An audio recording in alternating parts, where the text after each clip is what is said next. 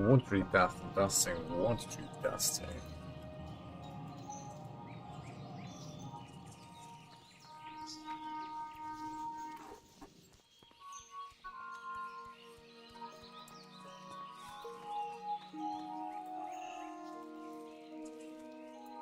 Water testing, water testing. Alright, we're working correctly.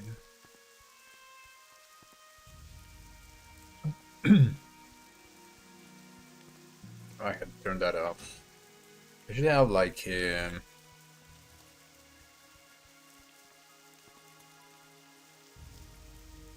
sort of a preset so I can turn off nameplates, get my add-ons on and off, because every time I do this, I kind of switch it back and forward. But it's not too bad. Whoa, soon.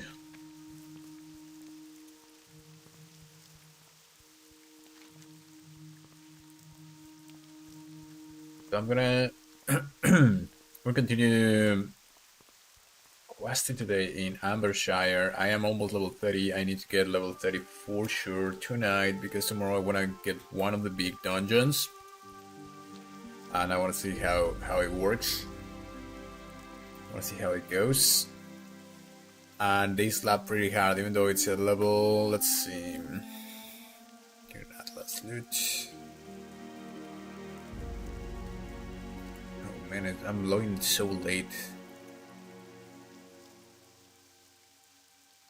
Okay, this one, Dragon More Retreat, supposedly it's for 26 to 35. They're saying like if you're not 30, people just leave the group. Like it's just not happening. It should be 30 to maybe 37 or something like that. So yeah, I hit 30 to do that, otherwise it's gonna be too hard. I don't think I wanna rent a horse here. I'm just gonna go on foot. I've been doing this Ambershire content from WoW. It's been pretty cool. I had a lot of fun just checking the zone, and there is this quest in this zone which brings you back to Elwyn Forest here after all this time, and it has to do with this guy. And so you find this tomb in the middle of the forest in Ambershire, like deep in the forest. Find this tomb which has been desecrated somehow, and there's this warrior, and there's a note saying something about some guy being really sorry about what happened and saying that he was gonna make it right, something like that. And then you find a book with 18 pages, and it talks about.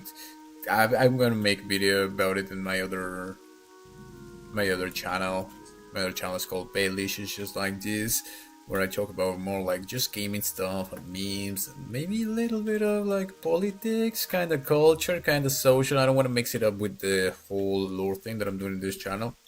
So I'm gonna be posting it, but it's mainly about these indie developers, these people who are doing these games or these versions of the game just for passion, just because they're passionate about the games, and they're bringing stories about masculinity. It's been like 10-15 years since I've read or heard a story in mainstream media about masculinity. This is about a warrior, a knight who is learning martial arts, and whose feminine aspects, whose feminine emotions take over him, and chaos ensues, and he becomes weak, and he doesn't help someone because he's having all these emotions, and his mentor tells him, you failed as a knight, you let the emotions win, now I'm not gonna train you. Something of that nature is pretty cool. So this seems to be one of the long quests. So now it's bringing me here. Why is it bringing me here? There's also the enigmatic Edrin. This is the Squire. All box trusty and offenses, war runner, get chance, dependent. Just something about this guy. So I guess you just have to come here for some reason. I forget about why. I wonder what I'm gonna find here. Oh, here it is. Oh, it's a tomb. So cool.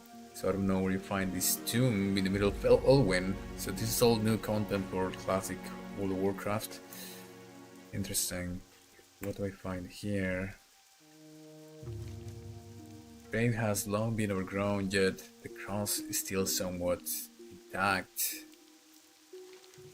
Carefully dig a small hole in the ground, wrapping the pendant around itself. You lay it softly in the fresh soil before covering it again in veneration to the dead. Veneration to the dead. That's so cool. For but a moment, silence lies upon Elwyn. A warm breeze whispers through the trees, and serenity sets in, performing a last service of respect for Sir Bellas, his parents, and Sir Notlie.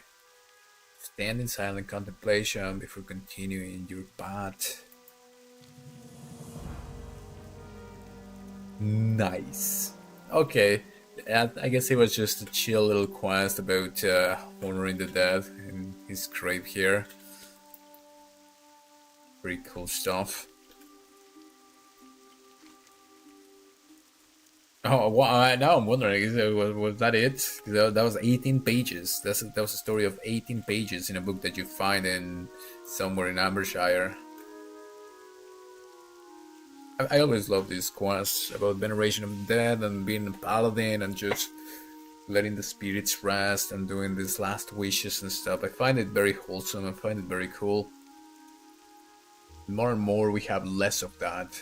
Because if you think about TVC and you think about some of these early Warcraft quests, it's oh my god. He made a character. Her name is Bunny Blue. Oh, okay, so yeah, so in TVC, everything is about being a paladin and letting the souls rest, and everything has to do with that. I'm finding so people say World of Warcraft is about Dungeons and Dragons, it's about skeletons, it's about these necromancers, about orcs, undead, and metal.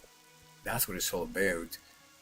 And I've been finding that in Ambershire, some of the content that these developers are bringing is sort of a little bit like that, to the classic sense of it. Now, if you go and play retail, you're gonna find quests about being a babysitter for baby dragons. You know what I mean? So, I really think that these indie projects are literally the future. I'm looking forward to see what else they're gonna bring in. What else is here?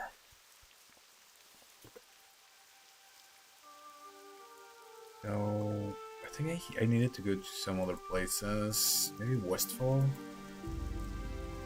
No. I think just here. Just go back. Ambershire. Let's look at my journal here.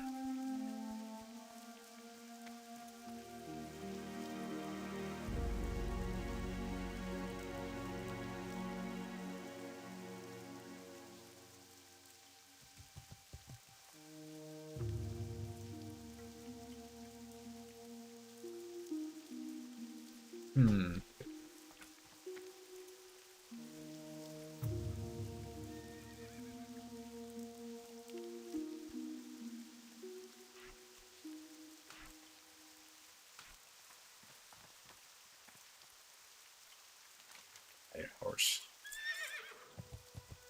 I love that you can do that. That's so cool. I had to come back here for more things, but since I should just go back to Ambershire here.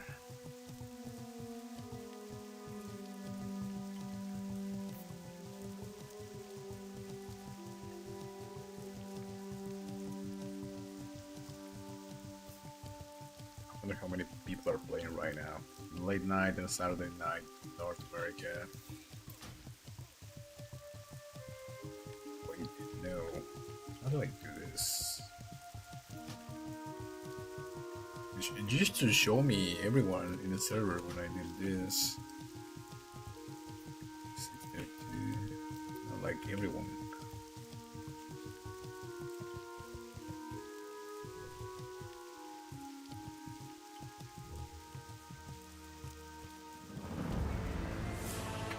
I don't know why it's not showing me that anymore.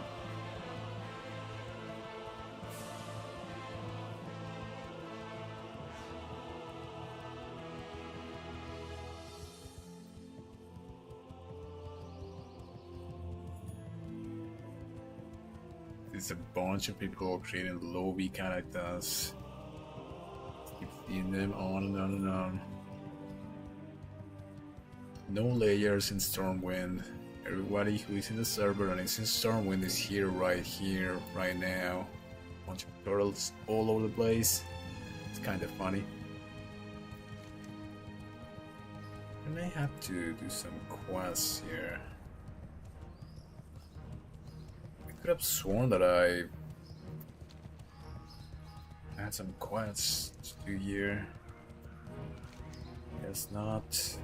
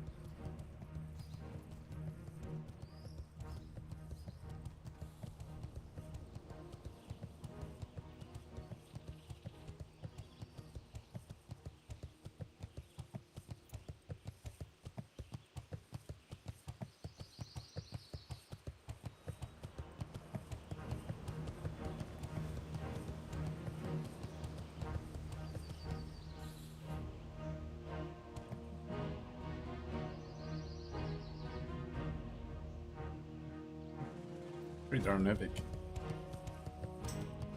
Really cool.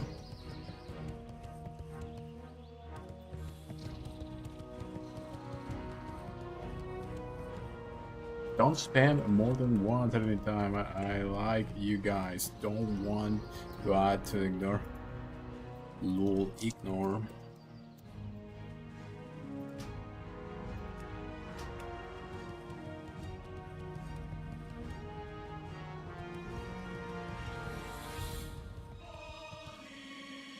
I'm a level 15 warlock planning to be active. Can I join? Just sir, you can join.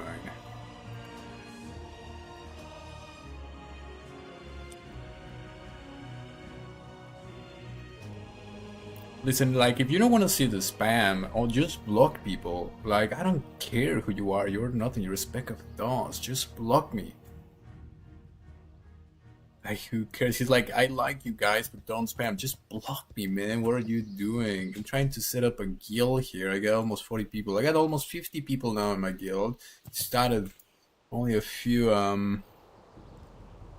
couple of days ago. We're growing strong, and you have to take advantage now because later the server is might go a little bit lower. So he has joined the guild. Okay, he has joined. He has actually joined. Yes, let's give him welcome.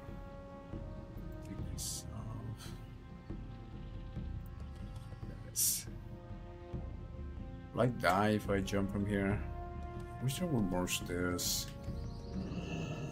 Okay, of course it's gone, so I might as well do it.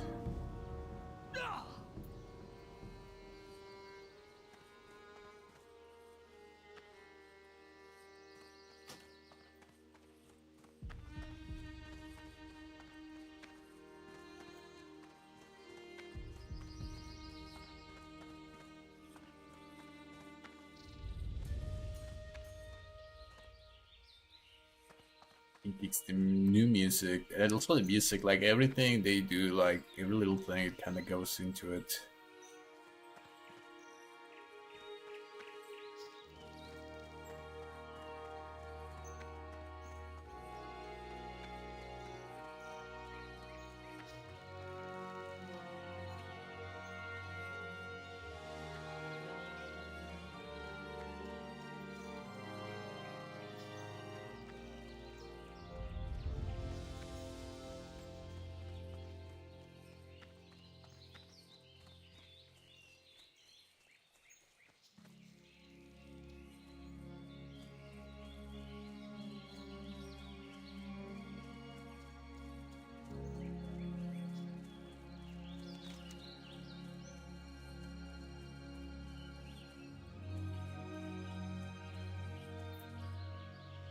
this one. Horse feed. Do this quest real quick, I'm already here.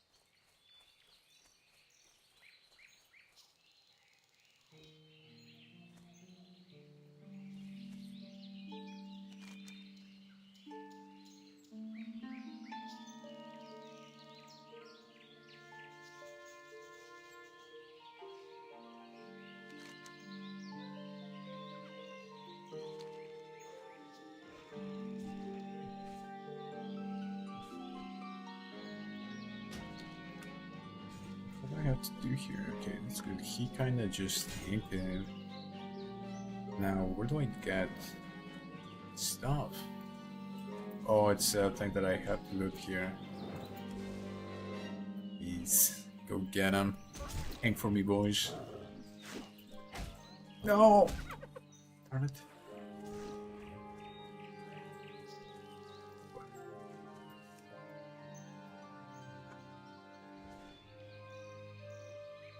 You see Stormwind like in the background. That's so cool. That's so cool, actually. It's like just feel like it's a different place, like the larger Elwyn. No, bro, are you kidding me?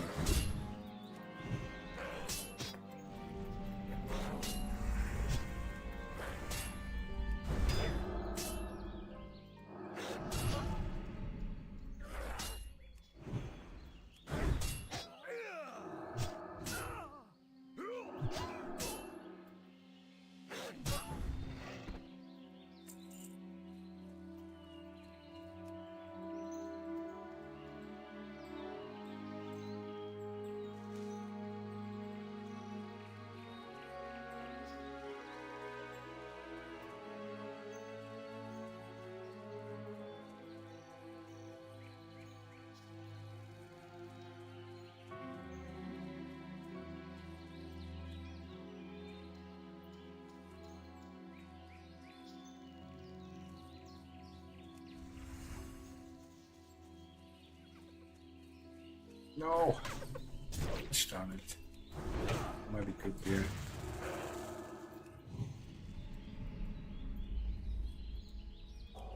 Oh, what happened? I think that's actually a bug. Like some mapping sort of bug. If I come back here and he respawns, it will do it. That's interesting. I think that's actually a bug. Honestly, I haven't noticed too many bugs. It's most of the things that have happened to me have been on my end, and it's because you do have to do a little bit of tweaking with like the resolution settings and whatnot. But once you get it, like this is the best classic that I've ever had. Other than that, it's just like super small bugs here and there, nothing too serious. And that's amazing for the amount of content and for everything they're bringing in with the music and everything. It's just amazing. Get him for me. How come he didn't pull that one?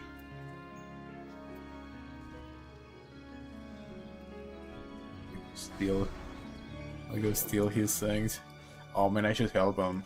I'll revive him. I'll revive him when he dies. Look at that. Everybody's gonna steal the horse feed. My horse with bro. Let the guy tank everything. Okay, now he's gonna tank him. Steal this one here. Now let the box do the work. Look at this guy. Nobody helps him. I'll rest him. I'll rest him.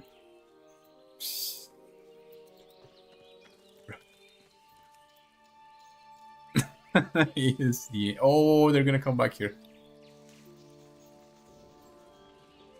Look at this guy. He's gone.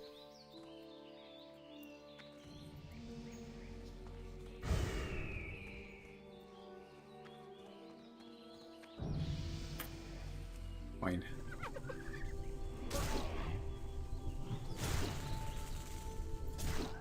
Let me revive that guy. I feel kind of bad. Oh my god. Well, I try to be good. This guy, he doesn't care.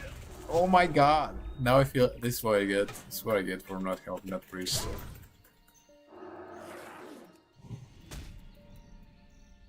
Oh, if you come here to the edge, they disappear. That's so cool, actually. I mean, maybe, I don't know if it's a bug or... Oh my god, bro, are you kidding me? Well, he's not disappearing.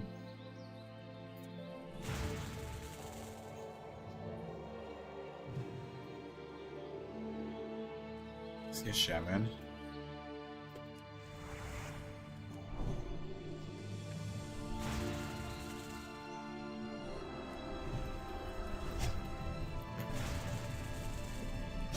God, they're so broken.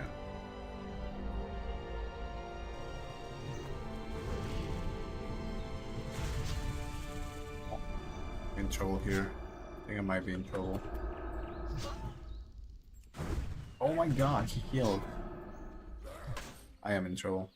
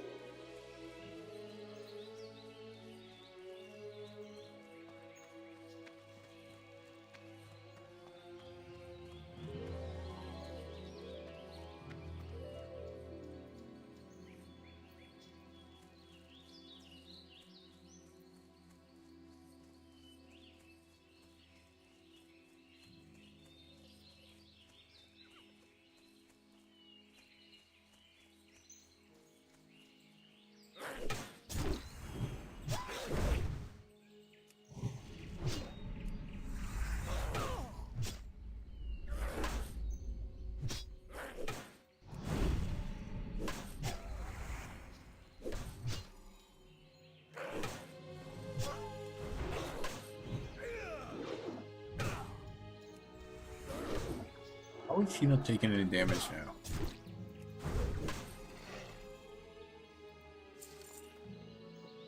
Yes.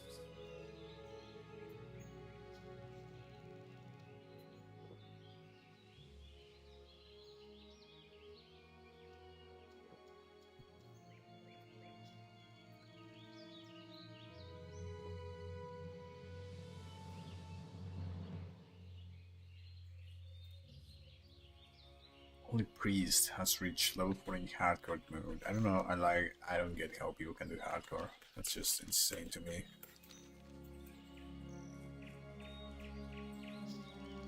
It does feel different here because they don't have their own servers. They're kinda, it's not like everybody who they see is hardcore. I think that takes a lot of the experience actually. And they've been pushing to get their own hardcore server, but at the same time it doesn't make sense for them to have a hardcore server because it's not the point, it's not the purpose of this server to be hardcore. Hardcore is just like a solo thing that you do, and the purpose of this server is to bring the community together. So that's one of the issues with hardcore. It's very much about solo, and yeah, you can do your communities and whatnot, but as soon as your character dies, either you no life again or You lose your community.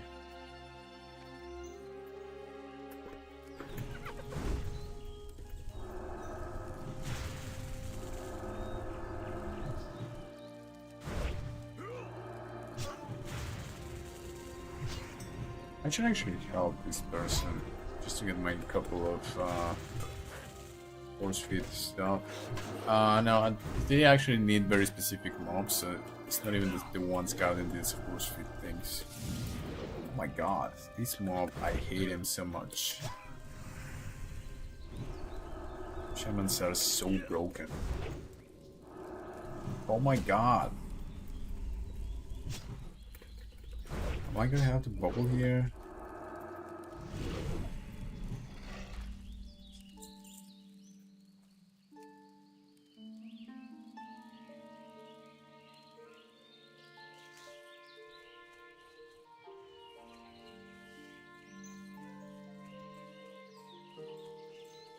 Here, I should be fine. 11 and 12 right here. I'm gonna have to know that one. I should get this one. Fine. Yeah. No. Damn it.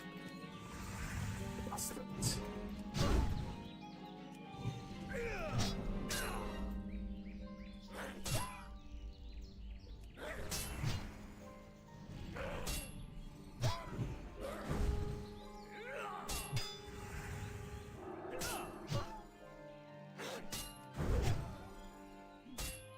This Holy Strike is so good. It doesn't use any resources, and it does a little bit of kind of good damage. It's such a good tool for tanking and for questing.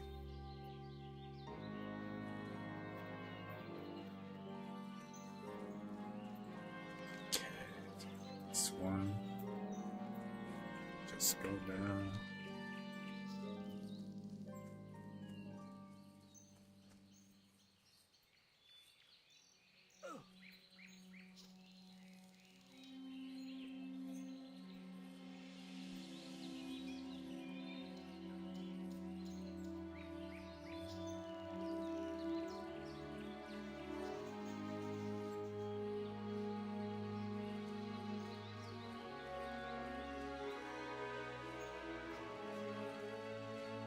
What? Oh my god, the mobs are... You know what? Screw it. I might die here. Oh my god, it's actually hard, man. Because the mobs are placed in such a way that you cannot actually just walk through places, so...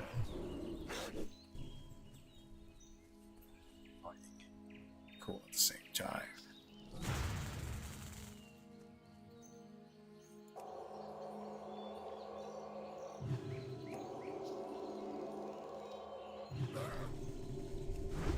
What's the shaman?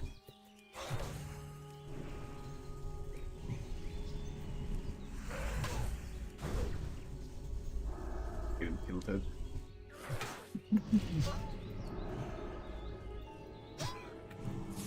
Ah, come on, that's so annoying.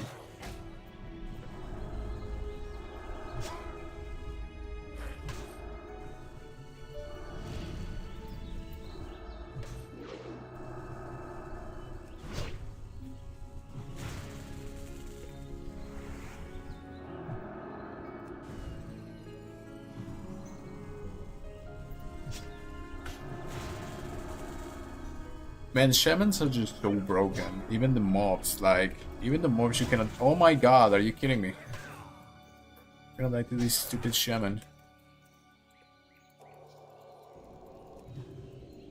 Now he's healing as well. That's so dumb. Bro, what the hell? Oh my god, I'm gonna actually die to this guy. I should have just done this 5 minutes ago.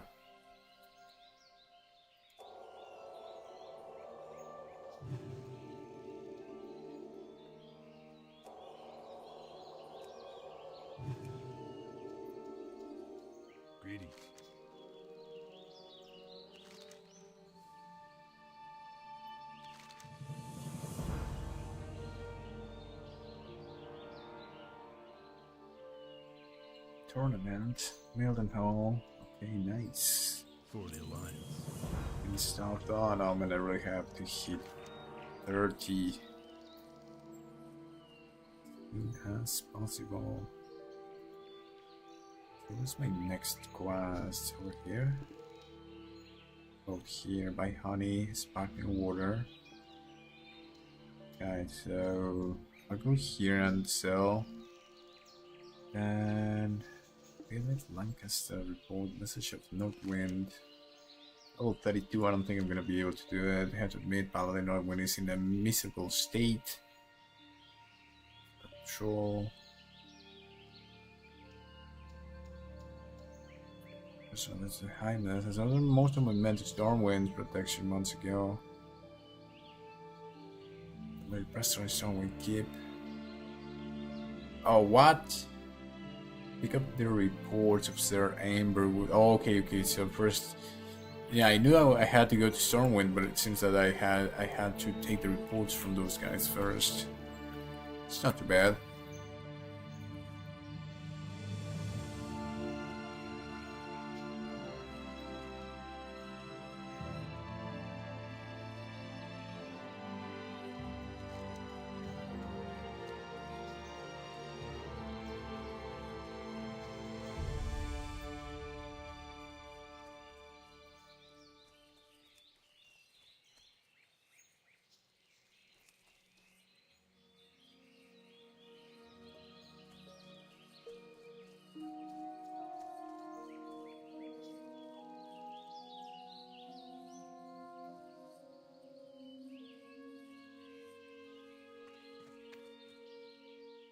Well met.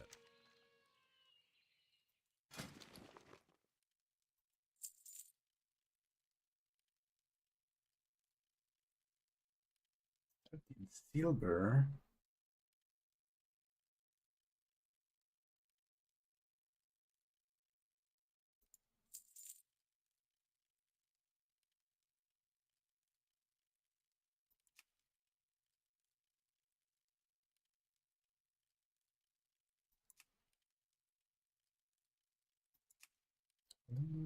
Sparkling water.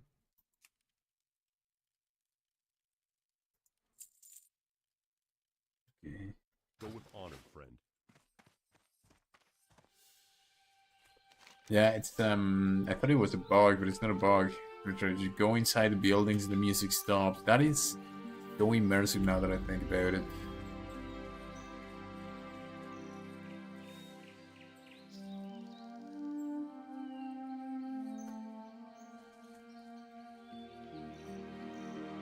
Need help? Prepare myself. Be careful. Hey there. Kind of like it, kind of like a different sort of quest. Where you just like talk to NPCs and so on and so forth. It's just a little bit immersive. Kind of feeling a little bit immersed in this right now. 4 silver and the gist is 9 silver. I was almost at 5 gold, but these things are so expensive, which makes sense because if you think medieval town, like in a medieval fantasy town, but it's like there are all these thieves and I don't know, like dragons and stuff, so there's probably some economical issues. It makes sense that it's a little bit expensive. I mean, relatively. I'm also thinking that there are no... I think... now that I think about it, I think that one of the reasons why these servers feel a little bit different is because there are no real money transactions. So the economy is not as broken, so people are not overpowered everywhere. Very interesting, I hadn't thought about that. Hello. See you later. I think it's gonna make the whole thing very different. What the hell? Yeah, I'm thinking Mitchell. What's this guy right here? Well met. Just sir. Oh, I'm gonna ding. It's gonna be 20 silver. They were going to smell my soul if you hadn't shown up. when you did, as promised, the free pack, Amber glazed donuts, and an extra coin as a dip. Nice. Yes, level 30. Nice.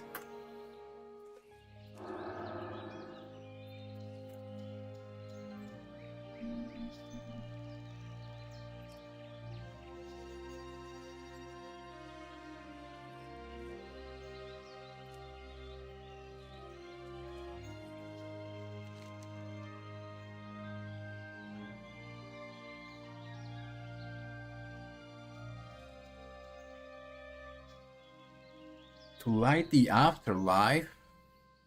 Oh, this is gonna be a cool quest. Are you doing any freebies farming in guild?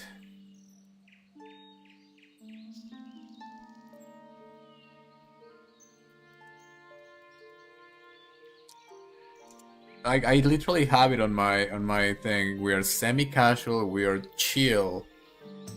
And this guy's like, are you guys farming, freebies farming?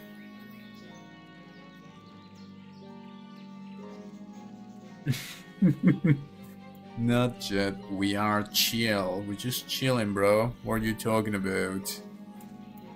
Freebies farming, man, bro. I'm in Ambershire. I'm looking at the quests, and there's one dealing with something of the afterlife, so that's gonna be pretty cool. I wanna go to the east here, see these mobs. I think this might be a little bit difficult here.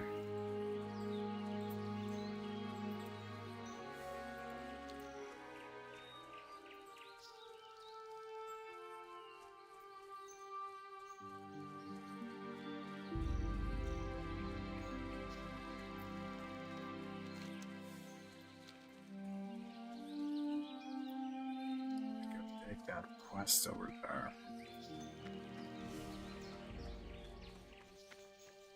Oh, is this like a different biome thing? It's like a little bit of a like a transfer thing. Yeah, this is just so well designed, the zone. This whole city of Ambershire is just absolutely beautiful. It gives that autumn, that eternal autumn vibe that they are going for. Absolutely amazing. Come here, there's like the verticality of it. It's like a hill going like all uneven. It's really interesting as well. Really cool game design.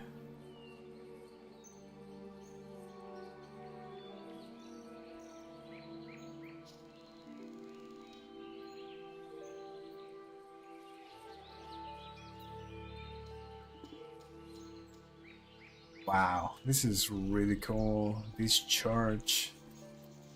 You would imagine these WoW developers being European. I think I see a lot of European influence in this expansion. It's really cool. Like all the architecture and so on and so forth. What's this? Oh, it's just a suit. There's some sort of general here. I shouldn't bother him. Really cool. Look at this guy.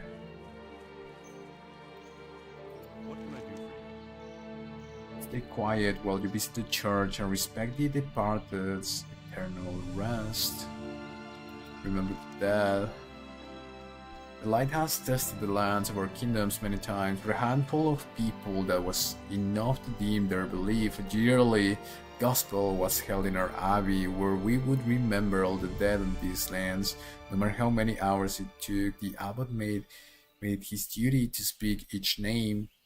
The somber, mournful music of the abbey was interrupted by the wailing of a flaming woman. Fire, fire, she screamed, her voice echoing through the abbey walls. A flame, she collapsed to the floor, her tears dried by the heat, her skin scorched by the flames. Her wailing saved the lives of many, though the lives of few were lost. And whispers Say it was the gnolls who set the abbey ablaze. Others believe it was the wrath of the light.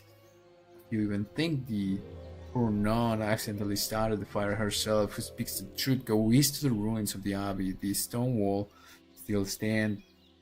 Perhaps with them, our necrology as what or necrology as okay. See, it returned to me. It returned to me so that we may honor the dead this year once more. Wait, what? Ooh. The Rose of the Wailing, and not even the names. Like, Riddle cannot come up with these names anymore. It's damage done by shadow spells, and this is just for.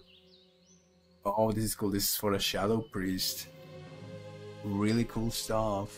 Kill the Wailing Nun in the old abbey and retrieve the Northwind necrology. Yo, this Careful. this quest is pretty cool, pretty dark in a sense. We said we had share with Corey. Wait, what? Let's see this other one. To light the afterlife, it is my duty to care for the final resting place of our loved ones, as great a duty as it may be.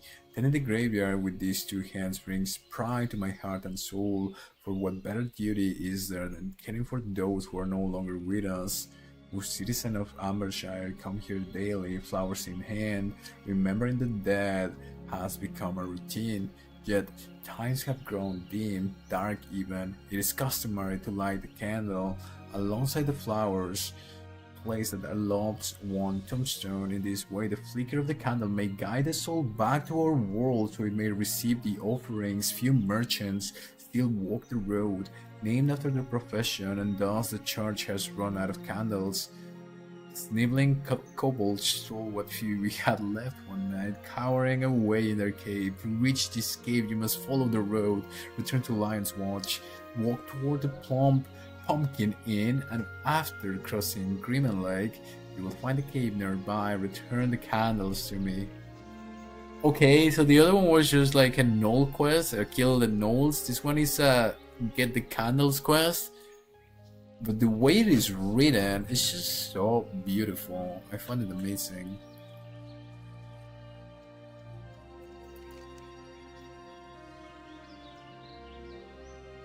Rate of donated books.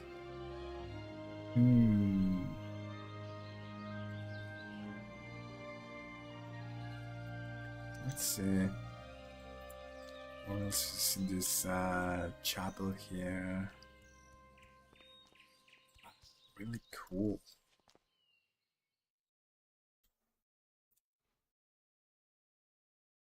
Oh, since you go inside a building, the music stops.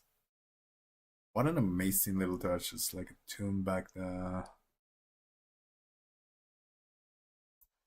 And this looks like on the windows of the church. It looks like a fleur de lis, like the French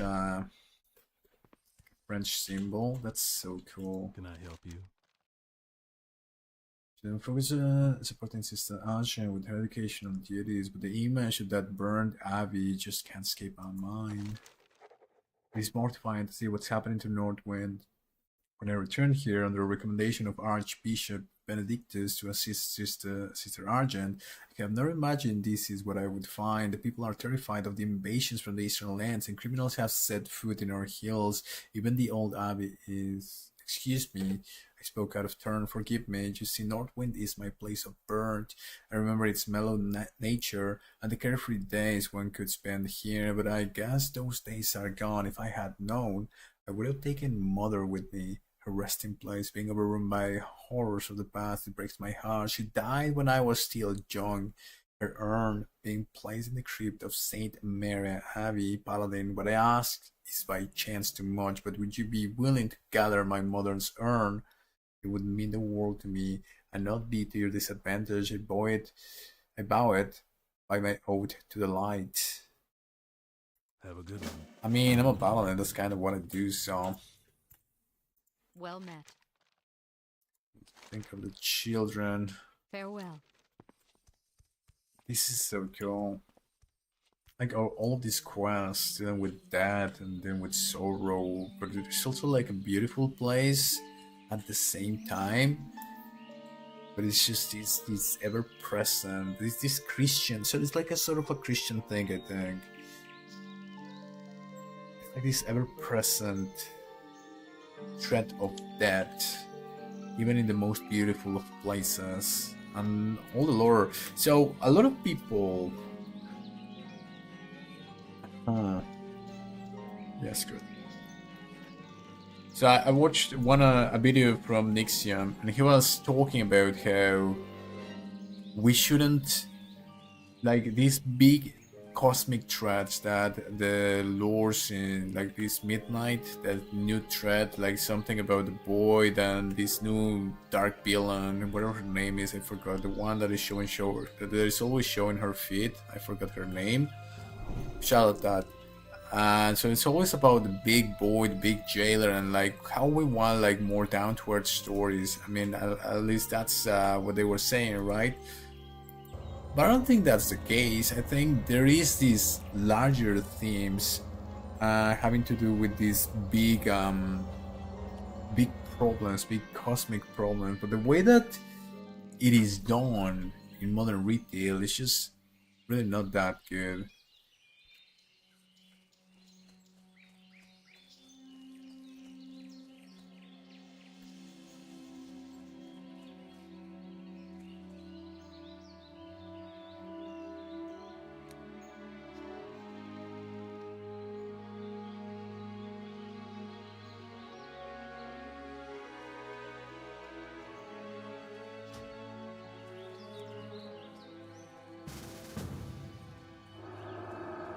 Come here, bro. Come here, come here, come here, come here, come here.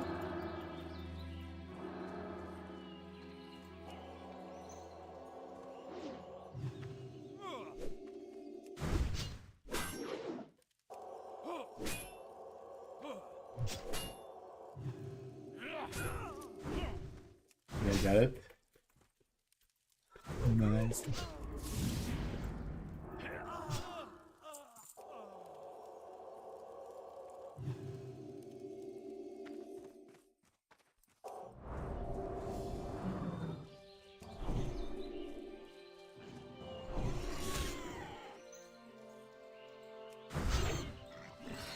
Like to see you, mate. Oh man, I sneaked in that quest because I didn't want to kill these arcanists and whatnot. Screw them. Probably I was not gonna be able to kill that guy either. Again, I just saw that guy struggle and I went in for the bomb. So good.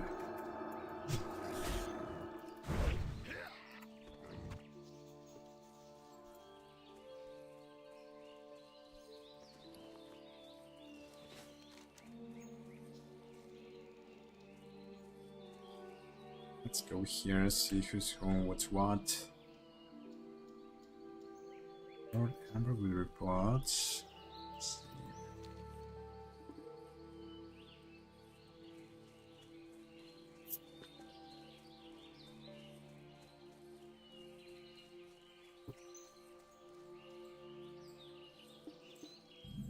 Black Robe Poacher.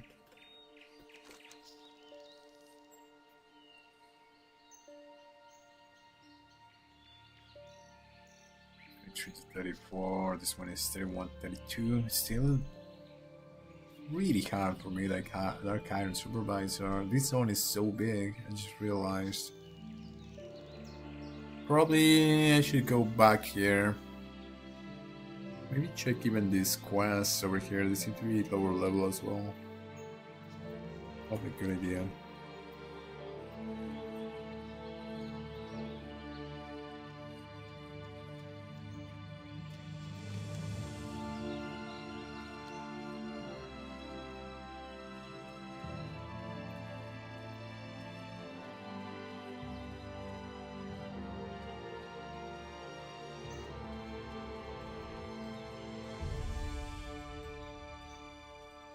What the hell?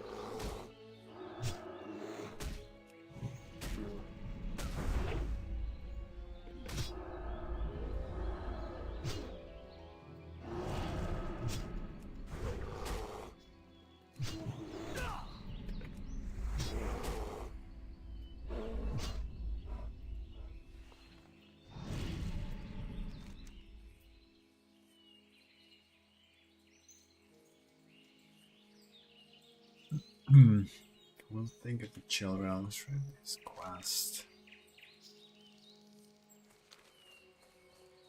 Oh no, no, no, don't pull this guy. Get started. If I run, might as well. I need a lot of XP here.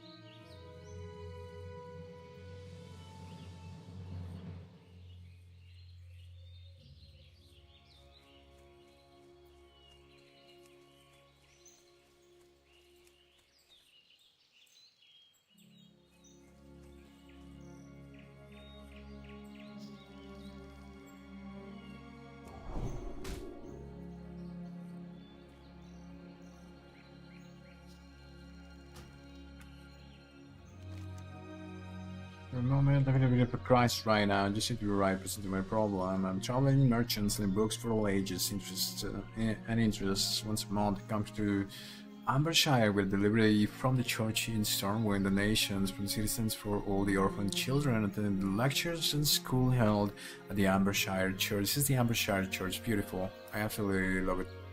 Absolutely fantastic. Try following them with my old. Okay, I've been robbed by the thieves. Okay, so these are the thieves that robbed them, the Defiance, and now I got this stuff.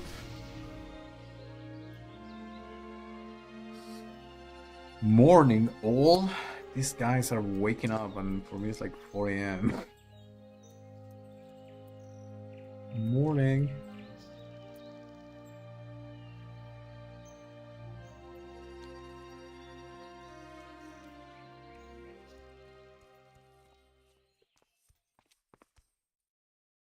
Light be with you.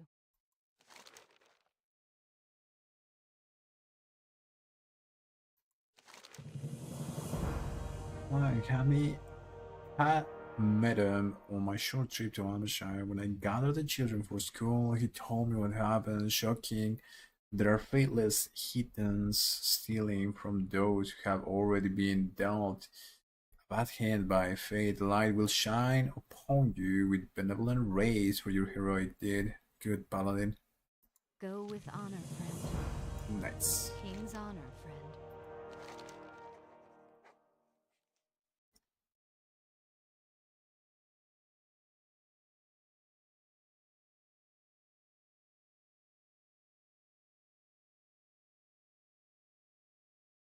I actually enjoy coming here and learning more about the world together. It's so wholesome. It's a heartwarming inside. It gives me hope. They'll be set on the path to a promising future due to robbery. We're a bit behind on time, and I need some time to prepare today's lecture. Would you be willing to lend us a hand? The children will certainly be eager to speak to one who valiantly saved their books from that brigand. Last week we taught them the history of Balor, an island to the west of here. Perhaps you can help them strengthen their knowledge by reminding them. You can find the book we used here in the church. That's so amazing because they're actually so through this quest you're gonna read to the children the story of Balor. There's a need to the next zone, which is over here, Balor, and there's this dungeon 35 to 41. And so the whole thing about the Horde of Gul'dan or something like that. It's like a pretty grim story about these warlocks or whatever, this demonic stuff from the Western Isle of Balor, and you're gonna tell the children about it. That's so cool. So you have to learn the story this way. Wait, what is it? Is it here? What is the book? Let's see if there are some interesting books. The Founding of Balor. Okay, the Siege of Balor. I think I'm gonna have to read them both. Was it actually a quest or school assistance? Revise their knowledge about Balor. You have to actually talk to them. I mean, I should learn about Balor myself before I ask the children about it. Talk to Theo. Okay, let's ask him first. Ask her, I guess. Took a small nap during last week's school and missed who was very close to Duke Balor and Stormwind. Can you remind me? I don't want to disappoint Sister Argent. I'm not sure what that. I have no idea either. I'm sure that. So do I have to read it first? It'll be so. Okay, oh, there it is. Thank you, son. Very nice one. So I want to do my best to make it smile. I was thinking like maybe I have to read it first. I am gonna read it first, actually.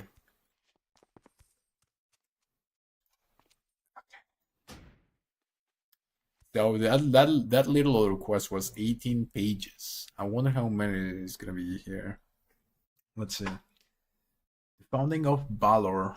After migrating south following the fall of the Empire of Arathor, a large congregation of Arathis settled in the fertile valley of Elwyn, founding the Kingdom of Stormwind. While under the leadership of House Rin, the populace enjoyed prosperity and peace, having survived the countless perils and enemies that threw themselves at the young nation. Solidifying themselves as the prominent force of the southern parts of the Eastern Kingdom, the people of Stormwind prided themselves on their newfound independence. With such feelings in heart, it is only natural for some to wish for even greater fortune.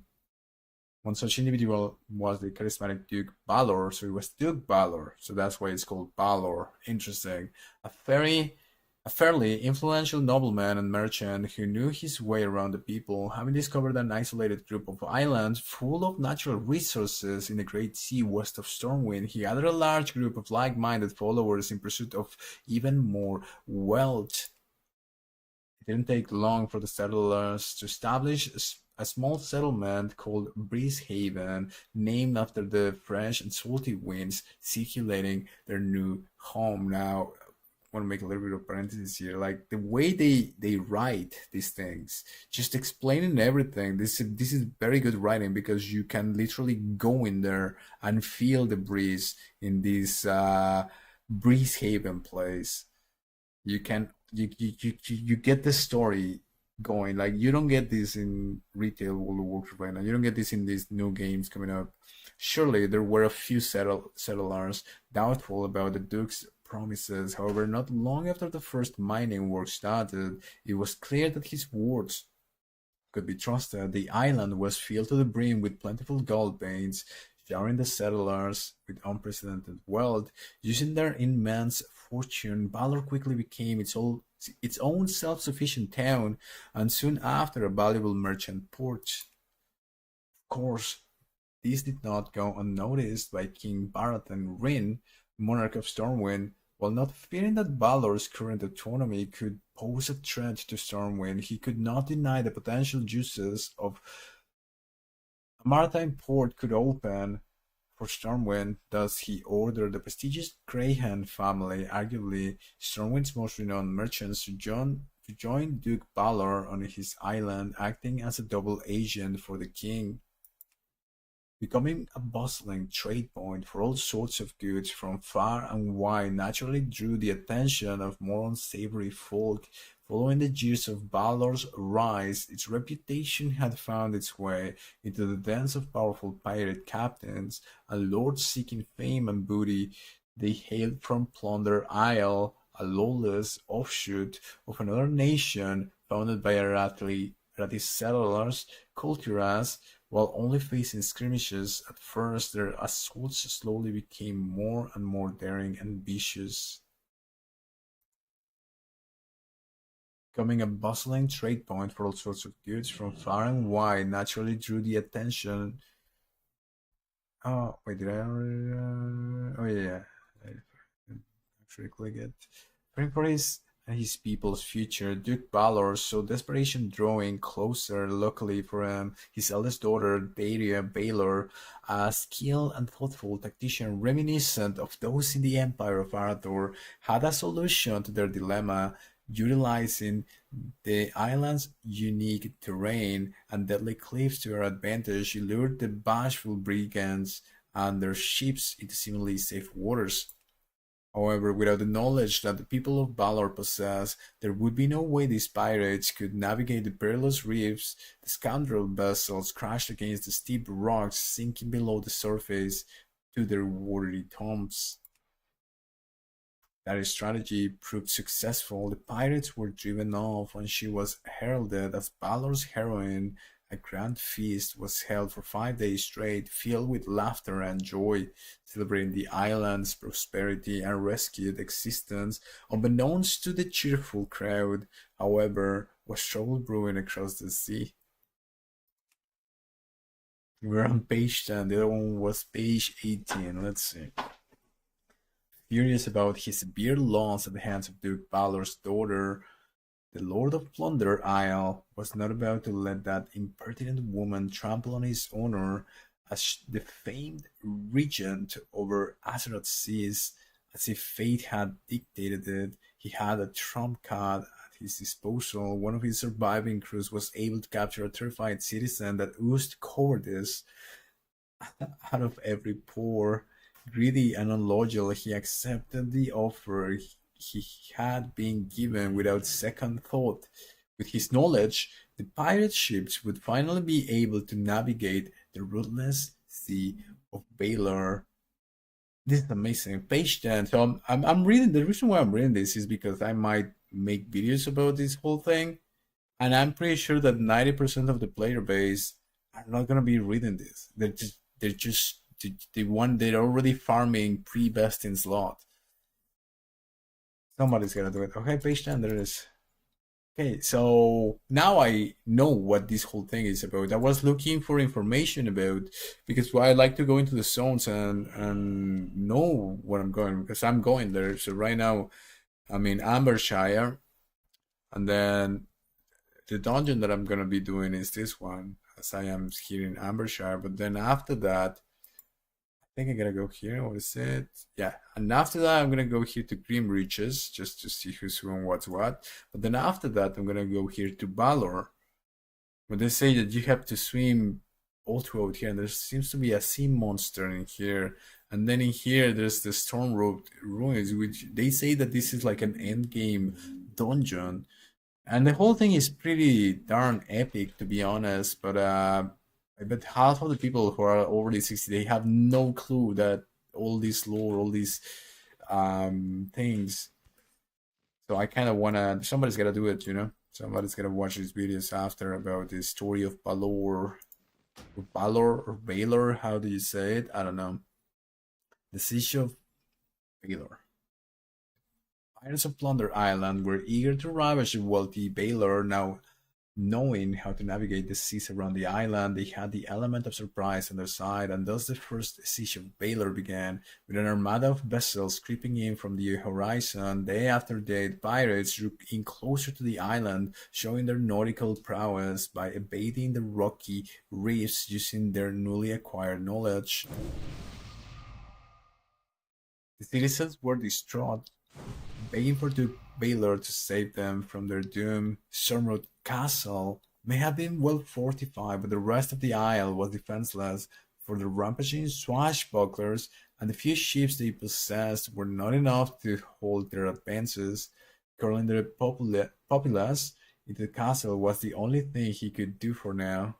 Oh, I think I'm getting where all of this is going. The siege was relentless, with only a few men and women able to defend the keep. The morale was low.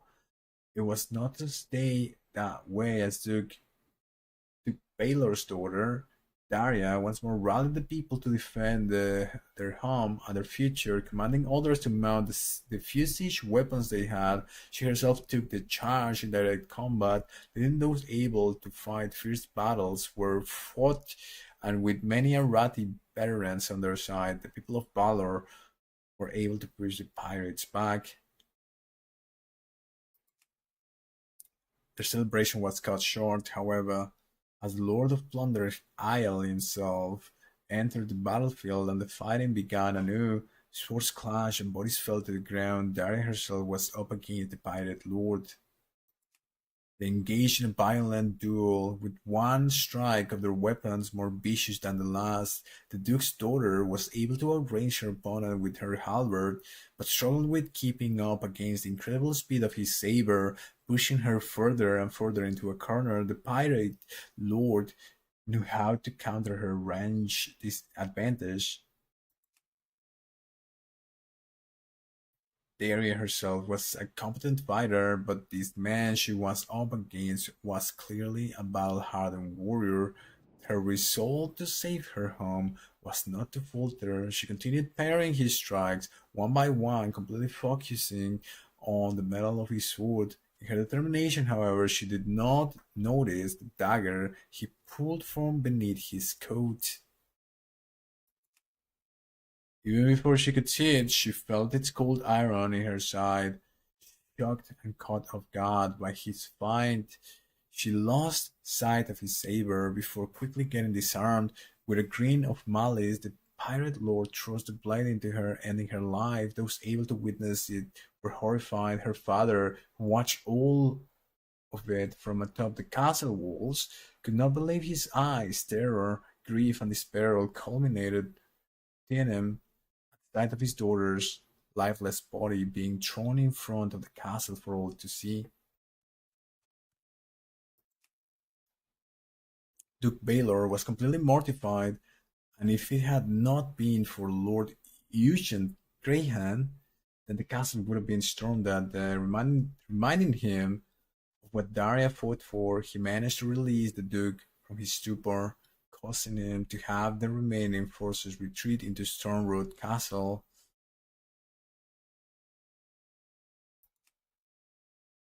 Now besieged in his own home, Duke Balor was caught deep in despair, his pride shattered by the pirate assault. Lord Greyhound stepped in front of his ruler and as a beacon of hope offered a proposition, telling the Duke of his good connections to Stormwind. He promised him a regiment of King Baratheon's men to aid him in his most desperate hour. In turn, Stormwind would have direct authority over Balor. Left with little to no choices, he agreed to the terms under the condition to remain a figurehead for his people, with Lord Greyhound assuring him to that. They sent a messenger bird to Stormwind. They sent a messenger bird to Stormwind. That's so cool. Like this is so well written. You can delve into the story. So, oh my god, it's amazing. Hoping for a quick and positive answer. Days went by, and morale on both ends fluctuated. The pirates' inability to seize the castle and the rations getting depleted more and more with each passing day factored heavily into each party's fighting spirit. A few more days, the rations wouldn't suffice any longer. Laying eyes upon the broken courage of his people, Duke Balor mustered up his strength to address them in their most dire hour. With a booming voice, he reminded them of their mettle, splitting themselves from Stormwind without certainty. He reminded them of their ingenuity, turning the raw gold they found into a blooming trade port. He reminded them of the pride they have in Balor and all the grandiose feats they accomplished together as one. Before he could continue, a powerful and awe-inducing horn could be heard in the distance. Taking Lord Graham with him, the invigorated Duke rushed on top of the castle walls only to see blue sails adorned with a bright gold at the horizon. King Rin kept his promise, and with almost double as many ships, he and his men easily overwhelmed the brigands, driving them off the island for good. While the siege was broken, the island had been sacked. Still, Duke Balor was thankful for his and his people's rescue at the hands of Stormwind's king, the king he now swore his loyalty to. With the help of their new patrons, Balor recovered and soon began trade anew. Now protected by the Knights of Stormwind, the small island autonomy could prosper could prosper and grow even more in front of Stormroad Castle to commemorate her heroic stand against the assailants. A statue of Daria Balor was erected for her people. She remained a symbol of hope and resilience ever since. This is so bloody cool. So this is just so the first one was 10 pages. This one was 14 pages. So overall it's 24 pages of the story of Balor. And as I said, so we're in Ambershire, is one of the new zones. And then after that I'm gonna go to Balor here. And so everything that happened, so and it's so well written that I can literally picture everything in my head. Like I can think about it and just see Daria just fighting this pirate, the way that everything is told, the way that everything is very well narrated. I do a very poor job by reading it. I'm not sure if I'm actually gonna clip those things, but you can imagine the whole story. You know now that it was a port, that it was some sort of a trading hub, and there was this regent over there, this outpost probably. And I think all of what I just read happened in this Stormroad Castle, which is a dungeon. Which while I'm gonna be exploring this dungeon, I'm gonna be seeing all the stories that happen. So I find this very cool. So it seems that the zones are not only just new and custom made, but they are all connected. It seems to a larger story, the story of of Azeroth, of World of Warcraft. It's so interesting. It's so cool. All right, let's talk to the children. See what they know about everything. Now I know this story. Okay, the others always laugh at me for forgetting the name of Stormwind's second king. It's getting embarrassing. Oh, so I have to tell him. I don't know. I just learned the lore of original classic. Well, okay, who was the second king of Stormwind? Probably not this guy. Maybe, yeah, because this Balor place seems to be like very ancient, and this King Baratheon is mentioned, so it's probably him. Of course, I should really memorize his name. Oh, man, I got it. And don't look like a moron in front of the children. Excuse me, did you know what they found that island? What was it Balor? Gold veins, treasures, heaps of candy. No gold veins. They found gold veins. So and this like this is such a little thing. Literally just like the way that the quests are set up. So you come here to the church, you talk to the NPCs, and now you have to teach the children about history because they are so happy that you recover the books from the thieves. They're just very happy about it. She tells you like now go and teach the children about make sure that they are learning, make sure that they are doing fine. So you have to learn yourself the story of Balor so you can tell them what's up. It's very interesting, very cool.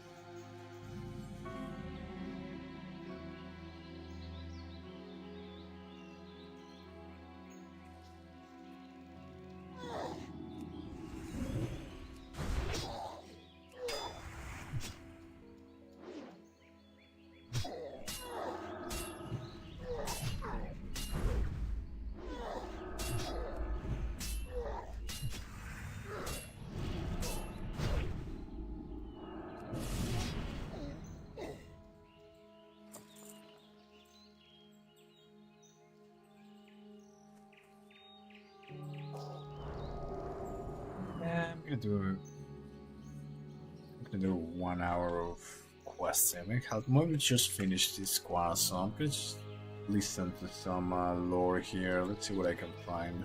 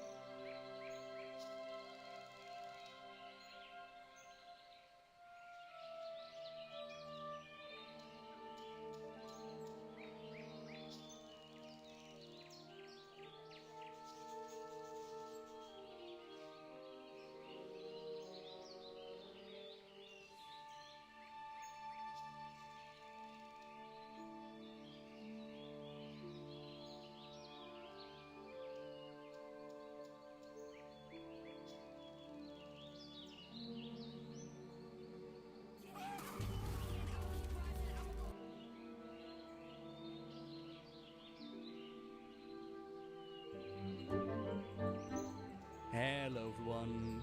Varian Rin was born, and his father was named King Lian. Listen how cute I sound back then. This video is from April 2012 and one of the first lore videos that I've ever done. Since that time, Varian has done a lot more in the storyline, and with the start of a brand new year, let's honor the man that gave everything to save his world. There's quite a bit to go through, so we'll probably need a couple of parts to cover it all, but let's just begin and see how far we can go, shall we? 2012. That's amazing. Varian Rin was born into the royal family, prince to the kingdom of Stormwind. His father, Lane Rin, ruled the kingdom, and at his side were his childhood friends Enwin Lothar as a warrior, a knight's champion to the king, and the guardian Medivh.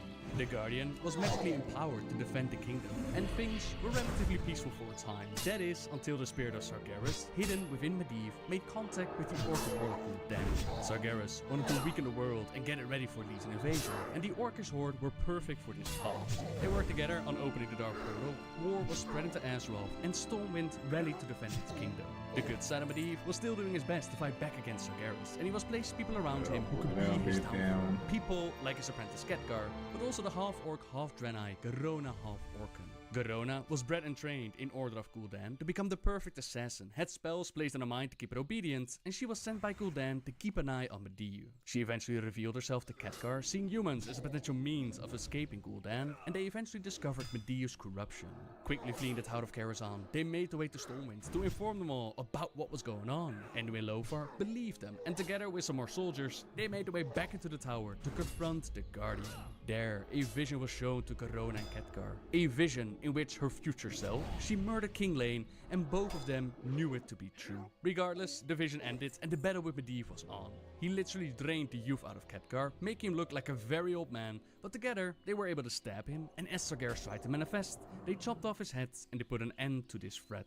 The threat of Sargeras might have been dealt with, but the Horde's invasion was still on its way. Despite the vision that they had seen in the tower, Garona was still allowed into Stormwind's court, and she became a trusted confidant to the king. They now had to defend the realm without the powers of the Guardian at their side, so Lothar, champion of Stormwind, he rallied their people in an attempt to stop the massive numbers of the Horde. Perhaps they believed that the vision they were shown was not guaranteed, and this would be a great mistake. Gul'dan's spells placed in Garona's mind, the very weapons in her hands, they manipulated her and they forced her to do the unthinkable. Bad news, sire.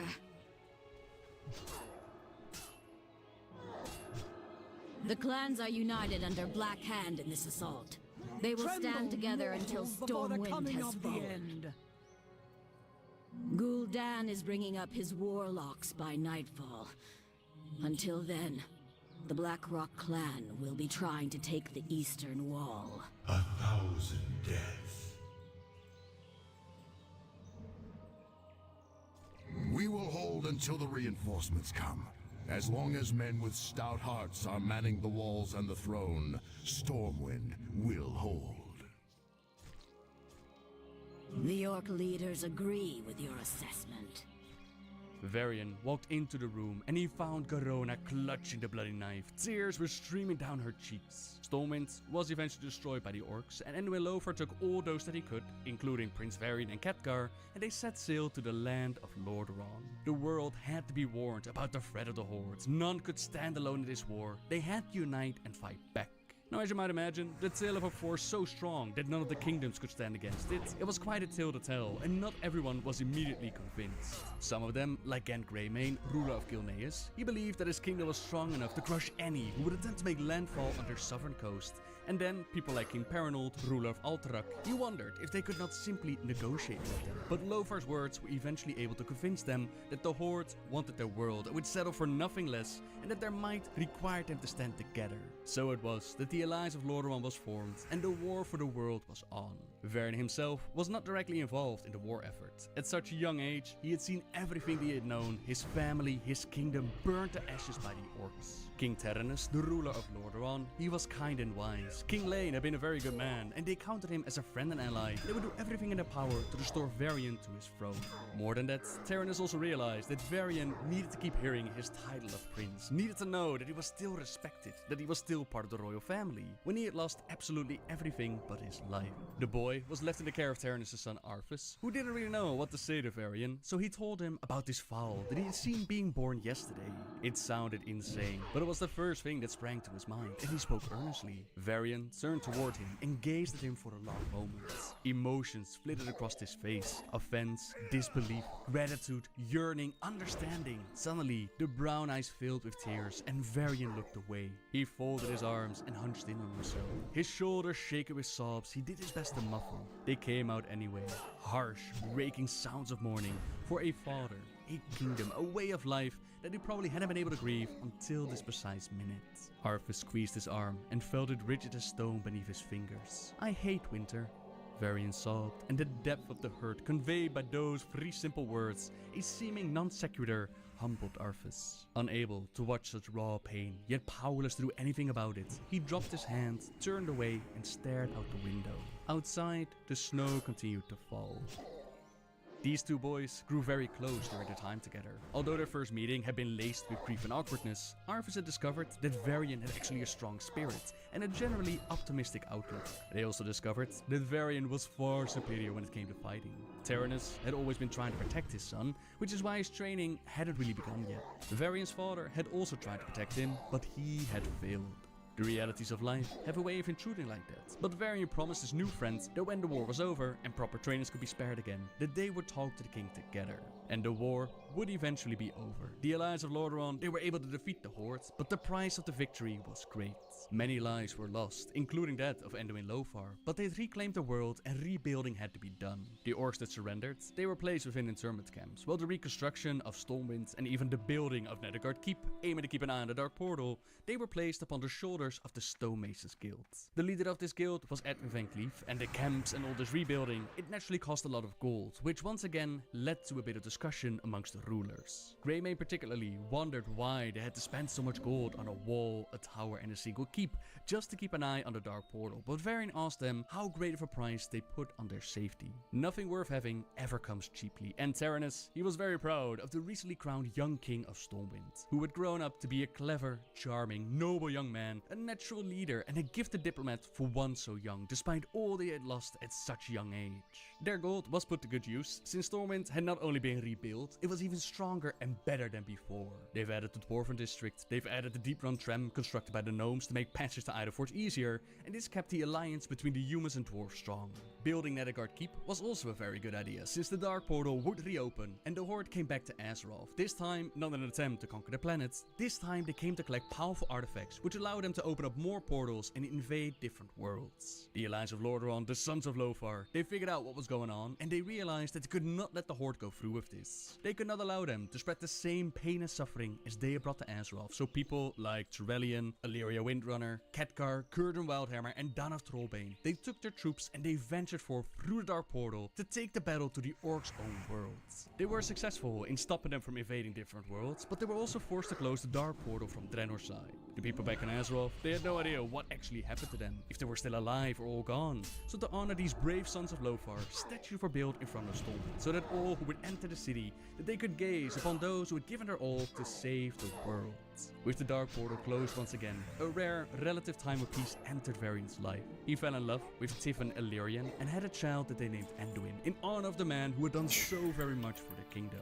Arthas Menethil also made his way to the city in one of the biggest celebrations Stormwind had ever seen. It was time for him to officially become a paladin, part of the Knights of the Silver Hand, and Varian, he had opened up the palace to all visiting royalty and their attendants. The boyhood friends had spent the night before the ceremony drinking and talking, even gone to the armory, they fed some wooden training swords and they went at each other. Varian had an early start on training and he'd always been good, and now he was even better, but so was Arthas. He'd been training rigorously and gave as good as he got. The alcohol that they consumed made him only slightly worse, but the next day was all about formalities. Once the ceremony was over and Arthas was accepted in the Light's grace, Varian tried to clap his friend on the shoulder, only to have his hand sting when he struck the hard metal of the shoulder plate. Much laughter was added at, but as most of you know by now, dark times were ahead of Arthas, and the same can be said for Varian, since amongst the court of Stormwind, a black dragon was plotting and scheming. On the orders of Deathwing, Onyxia disguised herself as Lady Katrana Prestor, and she convinced the nobles to not pay the Stonemasons Guild for their work. In this time, Varian was busy riding from one end of his kingdom to the other, protecting his people from raiding parties of orc stragglers and meeting with spies who were searching for the assassin Garona. And on top of all of that, he was directing the restoration of his kingdom. He was gone for months on end and had delegated the rebuilding of Stormwind Keep to the House of Nobles, but upon returning, he did his best to mediate the situation and he failed. For not getting paid, Van Cleef led his guild rioting through the streets as they escaped the city. The riot was dangerous and chaotic, and in the mass of confusion, Varian's wife Tiffin was killed. The death of his beloved sent the king into a deep depression, and Onyxia used her magic to feed on it, influence his mind, and rule from behind the curtains. Only Anduin was able to pierce the darkness, bring his father back to the light, and fight against her control. This meant that the Black Dragon had to come up with a new plan to regain control, and this time she decided to put the Defiance Brotherhood, those of the Stonemasons Guild had formed this organization, decided to put those guys to good use. Varian was convinced to join a conference at Fedamore to discuss a pact between the new Orcish leader named Thrall and the people of Stormwind. Jaina Proudmoore did not have the history with the orcs as Varian had. Thrall had liberated his people from their internment camps and he had formed this new horde. Jaina and Thrall even stood side by side against the demonic forces of the Burning Legion during Warcraft 3, and Jaina was now doing her best to get some sort of peace between the orcs and the humans. As you might imagine, Varian was not too keen on sitting down with the people that had murdered his father and destroyed his kingdom, but his son convinced him to at least go and hear Thrall out. Now on his way to Fedamore, the king of Stormwind was attacked by the Defias, hidden amongst his crew, and they brought him straight to the waiting claws of Onyxia. She used her magic to split Varian in two, one containing Varian's will, which he planned on disposing, and one Varian which he could easily manipulate and control. She might have gotten away with it too, was it not for the Naga attacking her just as she was about to strike. In the confusion that followed, the whale's Varian was able to jump into the water, strike his head on something, lose his memory, but he did keep his life. The other Varian was taken by the Naga, later on ransomed back to Stormwind to rule the kingdom and re-enter the Dragon's Web and be further ensorcelled. Which means that at this point, Varian's story actually splits in two, since there are now two versions of him in the world. Let's begin with the whaled Varian. This one would wash up on the shores of Durotar. There, on the beach, the orcs were spotting a human waking up to the mouth of a hungry crocolisk. Bets were quickly placed on the outcome of the fight, but Rhaegar Urfuor's experienced eyes, they immediately could tell that this human was a very well-trained fighter. Varian managed to put up a good fight, but it seems like the crocolisk was about to win. Rhaegar couldn't let his new prize be eaten, so a quick lightning bolt ended the life of the wild beast. But it wasn't required, since Varian, he had placed himself in such a way that the beast's own weight placed a stake through its heart. Rhaegar asked Varian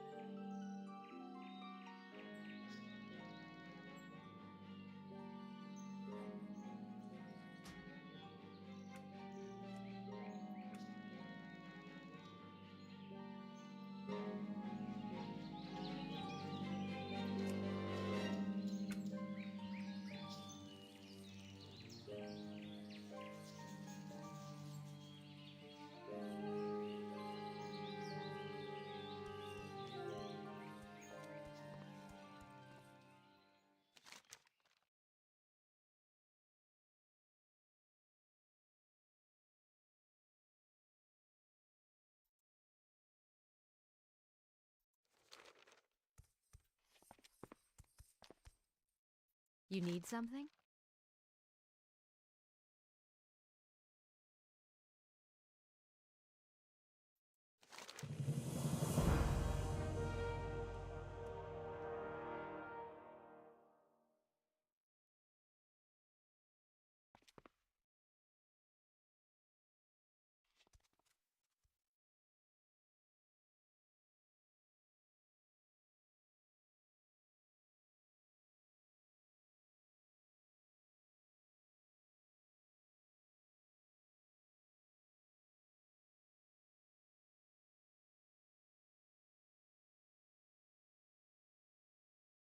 Safe travels.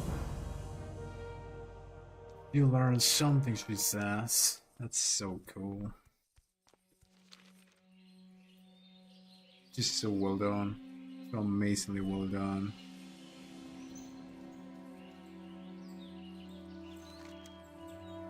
And like, I spend more time reading lore books than actually leveling. I'm still level 30. Kind of a good thing that I made my own guild and everybody seems to be super chill in the guild. I think I'm the highest. No, this guy is the highest level. And then this guy, and then this guy, then this guy, and then I'm with these guys over here.